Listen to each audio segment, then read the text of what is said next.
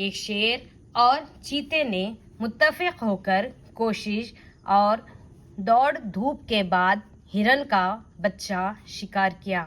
حصے تقسیم کرتے وقت دونوں میں انبن ہو گئی تھے دونوں غصہ ور، یہاں تک نوبت پہنچی کہ ایک نے دوسرے پر حملہ کیا اور خوب کشتم کشتہ ہوئی۔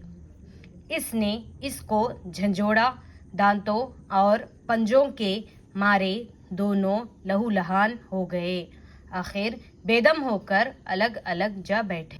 اتنے میں ایک لومڑی جو اسی طاق میں بیٹھی تھی چھپکے سے آئی اور شکار اٹھا کر چمپت ہوئی۔ ان دونوں میں اتنی سخت کہاں باقی تھی، اس سے اپنا شکار چھین لیتے۔